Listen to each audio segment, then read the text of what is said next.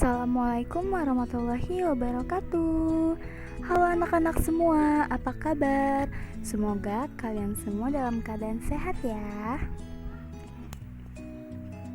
Nah, di pembelajaran kali ini kita akan masuk ke tema 5C. Nah, di tema 5C ini kita akan membahas tentang subtema 1 tentang bagaimana tubuh mengolah makanan. Tapi sebelum itu, jangan lupa kita berdoa dulu. Nah, dan apa sih tujuan kita untuk membahas ini?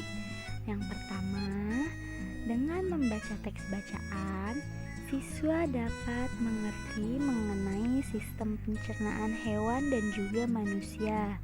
Dan siswa juga dapat mengetahui mana saja makanan-makanan sehat. Dan yang kedua, dengan mengamati gambar, siswa dapat mencari tahu tentang pengertian iklan, tujuan pembuatan, bahasa iklan, dan fungsi iklan dengan melihat dan membaca teks yang ada di buku. Nah, sekarang kita langsung aja yuk ke materinya. Tapi Bunda mau tanya dulu nih, apa sih makanan sehat itu? Iya, makanan sehat adalah makanan yang bebas bahan berbahaya dan mengandung gizi yang bermanfaat bagi tubuh. Nah, contoh bahan makanan yang berbahaya itu misalnya makanannya menggunakan pewarna, menggunakan pengawet, dan juga pemanis buatan. Nah, kalian juga bisa lihat di buku kalian di halaman 4. Nah, di situ terdapat tumpeng gizi seimbang. Nah, yang digambarkan dengan bentuk piramida makanan. Nah, sekalian sudah lihat ya? Nah, di tingkat pertama atau di tingkat paling dasar itu merupakan salah satu cara untuk menjaga berat badan dan juga dengan rutin berolahraga. Yang kedua, itu tingkatan di mana tubuh manusia dalam satu hari memerlukan 8 gelas air atau setara dengan 2 liter air. Lalu di tingkatan ketiga, makanan yang merupakan sumber karbohidrat. Contohnya ada nasi, kentang, roti, umbi, dan juga jagung. Lalu di tingkatan keempat itu terdapat sayur-sayuran dan juga buah-buahan yang merupakan sumber serat, vitamin, dan juga mineral. Lalu yang kelima merupakan makanan yang mempunyai sumber protein, baik protein hewani maupun protein nabati. Nah, protein nabati itu apa sih Bunda? Nah, protein nabati itu adalah protein yang berasal dari tumbuh-tumbuhan seperti kacang-kacangan dan makanan olahannya. Contohnya tahu dan juga tempe. Lalu protein hewani didapat dari hewan, misalnya daging sapi, ikan, ayam, telur, dan juga susu. Dan di tingkatan tertinggi atau di tingkatan puncak merupakan makanan yang harus dibatasi konsumsinya. Contohnya garam, gula, dan juga minyak. Nah, sekarang kita lanjut lagi yuk. Nah, sekarang kita masuk ke sistem pencernaan. Nah, sekarang kita masuk ke sistem pencernaan hewan dulu ya.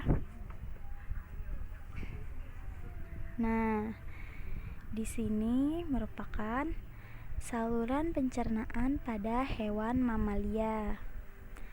Nah, saluran pencernaan pada hewan mamalia ini terdiri dari mulut, kerongkongan, lambung, usus halus, usus besar, dan juga anus. Nah, hewan mamalia ini merupakan salah satu hewan pemamah biak. Misalnya adalah sapi. Nah, hewan mamalia pemamah biak ini memiliki gigi seri dan juga gigi geraham. Fungsinya untuk apa?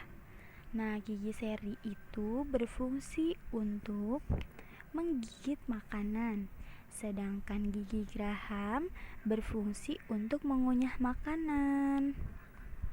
Nah, hewan pemamah biak juga memiliki lambung yang sangat besar yang berfungsi untuk menyimpan makanan sementara. Nah, lambung hewan ini terbagi menjadi perut besar atau disebut rumen, lalu perut jala atau retikulum, lalu perut kitab atau omasum, dan perut masam atau disebut abomasum. Nah, sekarang lanjut lagi ke sistem pencernaan makanan pada aves atau burung. Nah, burung ini memiliki saluran pencernaan berupa mulut, kerongkongan, tambolok, lambung, kelenjar,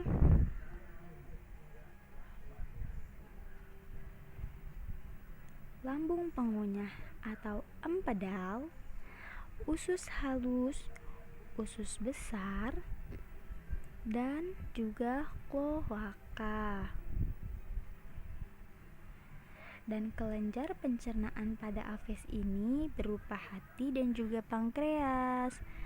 Nah, lambung burung juga terdiri dari dua bagian, yaitu lambung kelenjar dan lambung pengunyah. Nah, apa bedanya?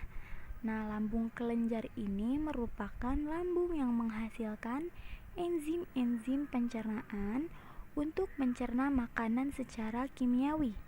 Sementara lambung pengunyah atau disebut empedal berfungsi mencerna makanan secara mekanik. Nah, sekarang kita lanjut ke sistem pencernaan makanan pada reptil. Nah, secara garis besar, alat pencernaan reptil ini bentuknya memanjang sesuai dengan bentuk tubuhnya. Nah, saluran pencernaan pada reptil meliputi rongga mulut, kerongkongan, lambung, usus halus, usus besar, dan juga kloaka. Sementara kelenjar pencernaannya berupa hati, empedu, dan juga pankreas. Nah, sekarang kita lanjut ke sistem pencernaan pada manusia.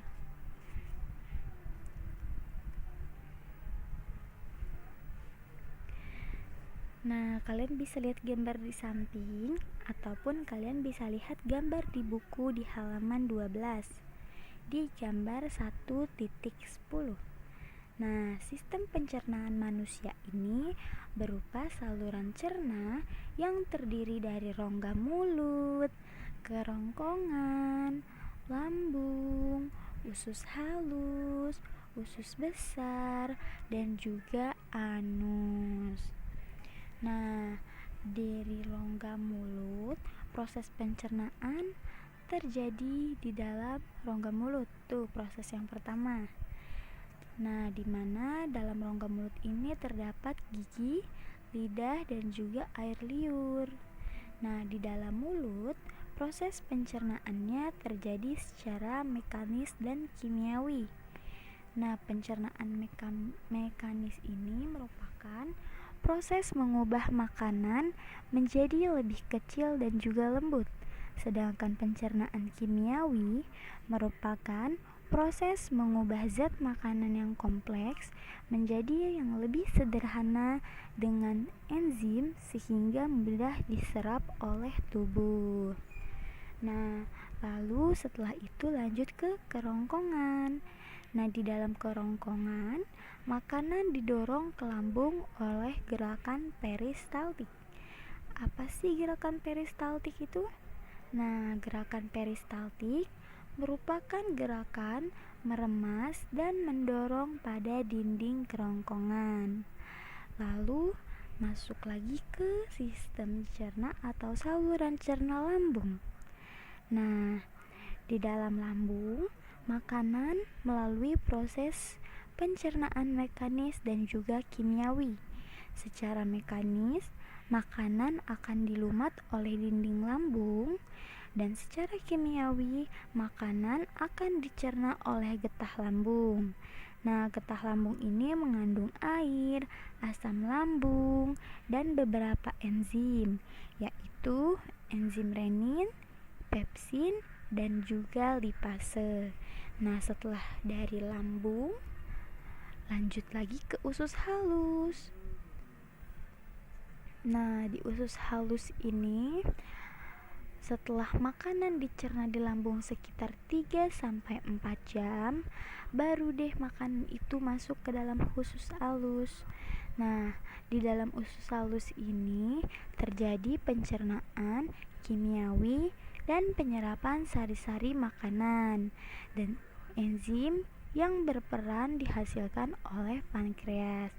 Selain itu, terdapat juga empedu yang dihasilkan oleh hati dan ditampung di dalam kantung empedu. Nah, lalu masuk lagi ke usus besar. Nah, sisa makanan yang masih mengandung banyak air sehingga air akan diserap kembali oleh usus besar itu. Nah, di dalam usus besar terdapat bakteri Escherichia coli. Bakteri ini membantu dalam proses pembusukan sisa makanan menjadi feses. Dan yang terakhir, anus, yaitu di mana feses akan dibuang melalui anus. Nah, sekarang kita lanjut ke iklan. Tadi kita sudah belajar IPA, sekarang kita akan masuk ke iklan. Nah, apa sih iklan? Iklan merupakan pesan atau berita yang ingin disampaikan kepada masyarakat luas melalui suatu media. Nah, iklan itu dibuat sedemikian rupa agar menarik perhatian masyarakat. Dan iklan juga bertujuan untuk membujuk atau mengajak penerima informasi untuk melakukan hal yang ditawarkan dari si pembuat iklan tersebut. Nah, fungsi iklan ini ada 2, yaitu iklan komersil dan juga iklan non-komersil. Nah, iklan komersil ini berfungsi untuk memperkenalkan suatu produk yang menarik perhatian masyarakat agar mengenali, membeli, hingga mengkonsumsi atau menggunakan produk yang diiklankan tersebut. Nah, produknya dapat berupa barang ataupun jasa. Lalu ada iklan non-komersil. Nah, iklan non-komersil ini berfungsi memberi informasi kepada masyarakat, misalnya pengumuman program pemerintah. Dan yang terakhir ada bahasa iklan. Nah, agar dapat menarik perhatian masyarakat, iklan memiliki 3 ciri bahasa. Yang pertama, pilihan katanya yang singkat, padat, dan juga jelas. Yang kedua, bahasanya mudah untuk dimengerti. Dan yang terakhir adalah menarik. Nah, sekian materi yang dapat Bunda sampaikan hari ini. Kurang lebihnya mohon maaf. Wassalamualaikum warahmatullahi wabarakatuh.